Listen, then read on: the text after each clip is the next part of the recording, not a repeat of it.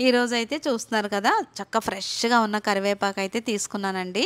కరివేపాకు తీసుకొని నీట్‌గా కడిగేసి ఒక క్లాత్ మీద వేసేసుకున్నామంటే, ఇదంతా ఆరబెట్టేసుకున్నామంటే తడనేది లేకుండా ఆరిపోతుందనమాట.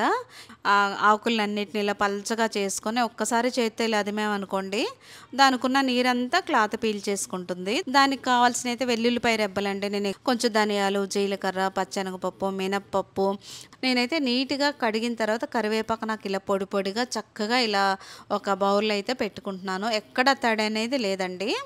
నేనైతే ఒక 50 గ్రాములు ఎండుమిరపకాయలు అయితే వేస్తున్నాను. ఒక 2 స్పూన్లు ఆయిల్‌లో ఎండుమిరపకాయలు ఇవన్నీ ఫ్రై చేసేసుకోవచ్చు. అదే పాన్‌లో నేను ఈ గుమ్మడి గింజలను కూడా మంటని తక్కువ మంటలో పెట్టి లో ఫ్లేమ్‌లో పెట్టి మనం ఫ్రై చేసుకుంటే అందులోనే ప్రతిదీ ఫ్రై చేసి పక్కన పెట్టుకునే పని లేకుండా నేను అందులోనే ఫ్రై చేసేస్తాను.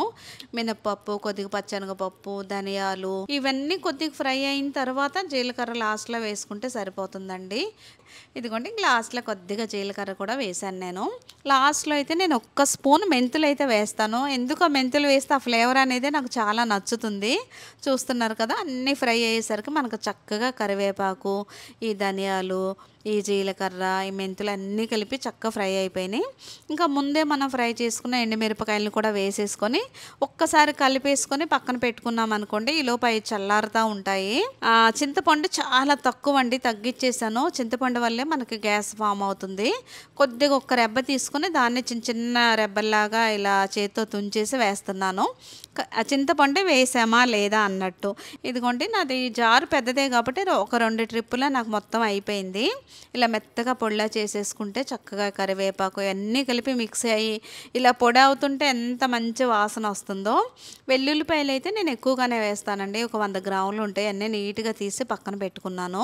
లాస్ట్‌లో కొద్దిగా మనం ఆ గ్రైండ్ చేసిన కారపొడితో పాటు ఒక 2 తిప్పులు తిప్పామనుకోండి, మనకు ఇవి కూడా మెత్తగా అయిపోతాయి. ఇలా గరిటెతో కలపకుండా మళ్ళీ అంతా కలిపి ఒక్కసారి మిక్సీలో వేసేసామంటే అన్నీ కలిపి చక్కగా మనకి కారపొడి అయితే ఇదిగోండి కరివేపాకు, గుమ్మడి గింజలతో కారపొడి